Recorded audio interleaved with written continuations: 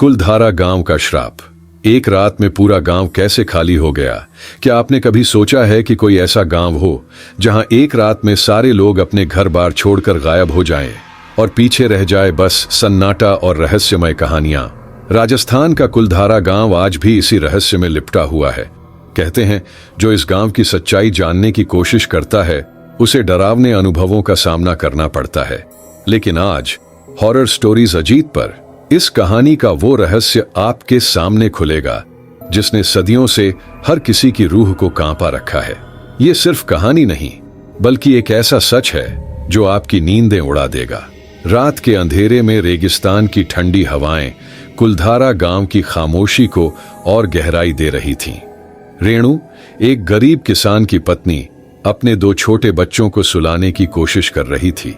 उसकी आंखों में आंसू थे क्योंकि उसे पता था कि गांव के लोगों पर मंडरा रहा खतरा जल्द ही उनकी जिंदगी को तहस नहस कर सकता है। गांव के मुखिया ने कुछ दिनों पहले बताया था कि दीवान सलीम सिंह, जो वहां के राणा के लिए कर वसूलता था, गांव की औरतों पर बुरी नजर रखता था। लेकिन अब सलीम सिंह ने अपनी मर्जी थोप दी थी। वह रेणु की नन्ही बेटी बसंती को अपने महल में ले जाना चाहता था। यह सुनकर रेणु और उसका परिवार टूट गया। पूरे गांव में बेचैनी थी। अगली सुबह जब रेणु अपने बच्चों को बाहर खेलने ले गई तो उसने देखा कि गांव का कुआं सूख गया था। सब हैरान थे क्योंकि यह कुआं सैकड़ों सालों से पानी से भरा हुआ था। अचानक एक बच्चा चीखता हुआ गांव के चौक में दौड़ता आया। वह अपने पिता को बता रहा था कि उसने रात में घर के बाहर किसी को परछाई की तरह चलता देखा। कुछ ही देर में गांव में हर जगह से अजीब घटनाओं की खबरें आने लगीं। खेतों में खून के धब्बे, छतों पर किसी के पैरों के निशान और रात को अंधेरे में महिलाओं की रोने की आवाजें। सब लोग डर से कांप रहे थे। रेणु ने जैसे ही अपनी बेटी को अपने गले लगाया, उसने देखा कि बसंती के शरीर पर नीले निशान थे। बच्ची बार बार कह रही थी कि कोई अजनबी हर रात उसे छूने की कोशिश कर रहा है। यह सुनकर रेणु घुटनों के बल गिर गई। उसकी आंखों में आंसू बहने लगे। वह अपने पति के पास गई और अपनी असहायता प्रकट की। पूरे गांव की औरतों में डर और गुस्से का माहौल था। इस बीच गांव के कुछ बुजुर्गों ने सलाह दी कि गांव छोड़ दिया जाए क्योंकि यह जगह अब शापित हो चुकी है। वह अंधेरी रात थी जब गांव के लोग पलायन के लिए तैयार हो गए। जैसे ही वे गांव छोड़ने को हुए, एक तेज आवाज हुई।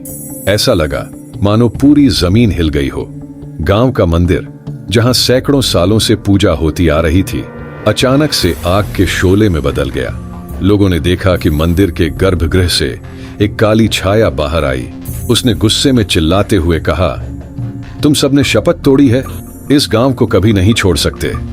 लोग डर के मारे भागने लगे, लेकिन अजीब था कि कोई भी गांव के बाहर कदम नहीं रख पा रहा था। सुबह होते ही सब शांत हो गया। कुलधारा गांव पूरी तरह खाली था। किसी को कुछ समझ नहीं आ रहा था कि आखिर रात में क्या हुआ।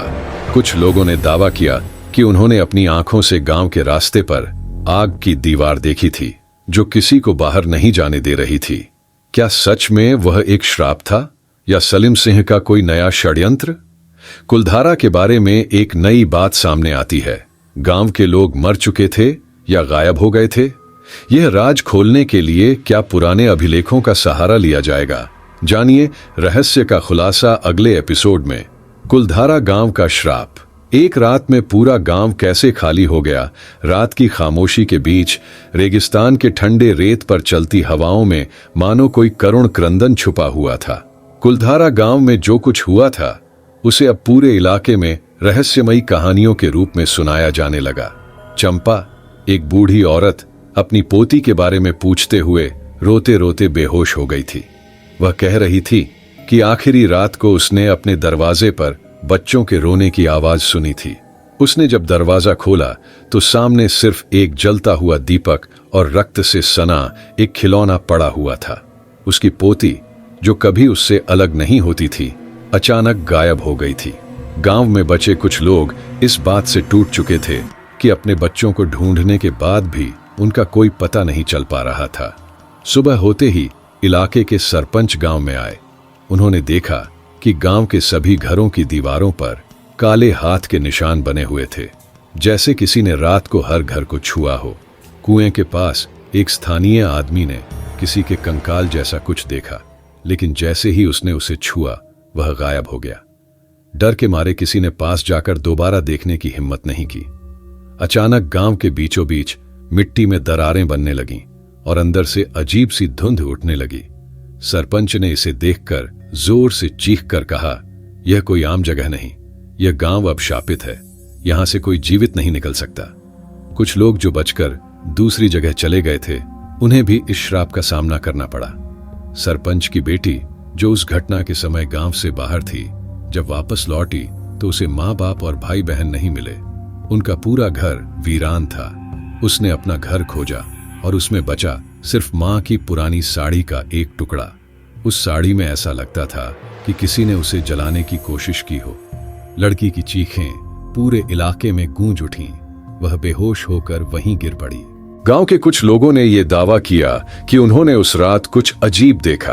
कुलधारा का पुराना मंदिर जो अब खंडहर में बदल गया था, उसमें आधी रात को कुछ आवाजें गूंज रही थीं। लोगों ने बताया कि उन्होंने सलीम सिंह की एक छाया मंदिर के पास जाते हुए देखी थी। जब उन्होंने मंदिर की ओर जाने की कोशिश की तो वहां हवा में किसी औरत की कराह सुनाई दी। गांव में रहने वाले आखिरी साधु ने कहा था, यह सिर्फ सलीम सिंह का अत्याचार नहीं था, यह गांव पवित्र शक्तियों का केंद्र था और जिसने इसे छोड़ने की कोशिश की उसे श्राप मिला। यहां हर आत्मा फंसी रहेगी। जब गांव के बचे कुछ लोगों ने एक बार फिर हिम्मत जुटाकर वहां की जमीन खोदनी चाही तो उन्हें जमीन के अंदर से मिट्टी की जगह छूने की गंध आई। उन्होंने और गहराई में खुदाई की और वहां एक प्राचीन ग्रंथ निकला। वह ग्रंथ खंडित था, लेकिन उसमें कुछ लिखा था, जो इस मिट्टी में दाखिल होगा वो कभी इस भूमि को नहीं छोड़ पाएगा। यह देवताओं और दानवों की भूमि है और यहां समय रुक जाता है। ग्रंथ में आगे क्या लिखा है और क्या यह श्राप सच में किसी दैवीय ताकत का था, यह रहस्य अगले एपिसोड में सामने आएगा। कुलधारा का श्राप भाग 3। वह क्या था जो जमीन के नीचे छुपा था। कुलधारा गांव के आसपास का इलाका अब वीरान हो चुका था, पर हवा में अब भी एक करुण पुकार गूंजती थी। बचे हुए कुछ ग्रामीण जो पास के दूसरे गांवों में शरण लेने गए थे, हर रात एक अजीब खौफनाक सपने से जागते। ये सपने किसी वास्तविक त्रासदी का अनुभव कराते थे। उनमें अक्सर बच्चों की रोने की आवाज और एक महिला का रुदन सुनाई देता जो कहती, हमें यहां अकेला मत छोड़ो, हमारी आत्माओं को शांति चाहिए। ये सपने इतना जीवंत लगते कि गांव के लोगों का दिल भारी हो जाता था। वे समझ नहीं पा रहे थे कि उनका मन उन्हीं यादों के बोझ तले दबा है या सचमुच कोई अदृश्य शक्ति उन्हें पुकार रही है। गांव का सबसे साहसी युवक रामू, जिसने पिछले 2 महीनों में कुलधारा की एक घटना तक को नहीं भुलाया था, ने खुद सच जानने की ठानी। एक रात उसने अकेले गांव जाकर वहां छुपा रहस्य जानने की हिम्मत की। हाथ में मशाल लेकर जब वह गांव के मुख्य रास्ते पर पहुंचा तो उसकी आंखें डर से फैल गईं। गांव की मिट्टी खून से सनी हुई थी और हवा में एक सड़ी गंध फैली थी। जैसे ही वह मंदिर की ओर बढ़ा, उसने देखा कि वहां का कुआं भयानक ढंग से कांप रहा था, जैसे अंदर कुछ बड़ा हिल रहा हो। अचानक कुएं से एक चीख सुनाई दी, मानो कई आत्माएं मदद के लिए पुकार रही हों। रामू को लगा जैसे वह जगह उसे निगल जाएगी। रामू ने जो कुछ देखा उसे लेकर वह लौटने की कोशिश करने लगा, लेकिन रास्ते में उसे मंदिर के पास अपनी मां की छवि दिखाई दी। उसकी मां का चेहरा काला और झुलसा हुआ था। मां रोते हुए कह रही थी, तूने मुझे क्यों अकेला छोड़ा? मैं तुम्हारे लिए ही इस श्रापित जगह में बंधी हूं। रामू ने डर के मारे अपनी आंखें बंद कर लीं, पर उसकी मां की चीखें कानों में गूंजती रहीं। वह वहीं गिरकर रोने लगा। उसे लगा जैसे उसने अपनी मां और परिवार को न बचाने का पाप किया है। उसकी चीखें सुनकर ऐसा लग रहा था जैसे खुद हवा में दर्द भर गया हो। जब रामू वापस गांव लौटकर पहुंचा तो उसने देखा कि कुछ अन्य ग्रामीण भी वहां इकट्ठे हो चुके थे। सबके चेहरे डर और बेचैनी से भरे थे। अचानक गांव के बुजुर्ग ने एक अनसुना रहस्य बताया। कुलधारा सिर्फ एक गांव नहीं था, यह एक जगह थी जहां सैकड़ों साल पहले यज्ञ किया गया था, लेकिन वह यज्ञ अधूरा रह गया। यज्ञ में आहुति के लिए चुनी गई महिला को गांव के तत्कालीन शासक ने सलामती देने का वादा तो किया, मगर वह महिला बलिदान देने से पहले श्राप देकर मर गई। उसी दिन से इस मिट्टी ने अपना रंग बदल लिया। जब सबने यह सुना तो उन्होंने वही प्राचीन ग्रंथ निकाला जो पिछली रात खुदाई में मिला था। उसमें लिखा था, गांव के सबसे प्राचीन पेड़ के नीचे एक मार्ग है जो जमीन के अंदर तक जाता है। वहां से श्राप की शुरुआत हुई थी। अब ग्रामीण समझ चुके थे कि उन्हें इस जगह के रहस्य को पूरी तरह उजागर करना होगा। सभी ग्रामीण साहस जुटाकर उस पेड़ के पास पहुंचे। वहां की जड़ें काटकर अंदर जाने के लिए मार्ग तैयार किया गया। जैसे ही वे अंदर उतरे, उन्हें जमीन में पत्थरों से बना एक रहस्यमय द्वार दिखा। उस द्वार पर लिखा था, जो भी इसे खोलेगा वो सत्य को जान पाएगा, लेकिन खुद श्रापित हो जाएगा। कुलधारा का श्राप भाग 4।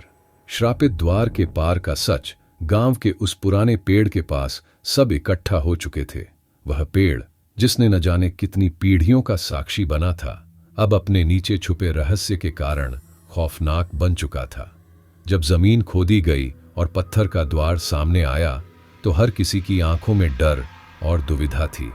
रामू की बूढ़ी दादी, जिन्हें अपनी जिंदगी में बहुत कुछ खोना पड़ा था, ने कांपती आवाज में कहा, ये जगह हमारी जिंदगी से ज्यादा हमारे कष्टों की कहानी कहती है। हमें इसका सच जानना ही होगा। उसकी आंखों में गम था, लेकिन साथ ही यह सवाल भी, क्या यह रहस्य उनके बचाव का रास्ता होगा या नई विनाश लीला का सूत्र। द्वार के ऊपर लिखे संदेश ने सभी को एक पल के लिए रोक दिया, लेकिन सरपंच ने कहा, अगर यह श्राप हमें रोकने के लिए है तो हमें इसे तोड़ना होगा। सच से भागकर कुछ भी नहीं बदलेगा। जब पत्थर के भारी द्वार को खोलने की कोशिश शुरू हुई तो हवा अचानक ठंडी और भारी हो गई। द्वार खुलने के साथ ही एक जोरदार झंकार की आवाज आई और एक तेज रोशनी ने सबकी आंखें चौंधिया दी। द्वार के अंदर का नजारा देख सबके दिल थम गए। वह कोई सामान्य सुरंग नहीं थी। वहां हर दीवार पर अजीब अजीब प्रतीक बने हुए थे और जमीन पर रक्त से सने हुए छोटे हाथों के निशान थे। अचानक सबको लगा कि सुरंग के अंदर से किसी के रोने की आवाज आ रही है। आवाज इतनी दर्दनाक थी कि उनके शरीर कांपने लगे।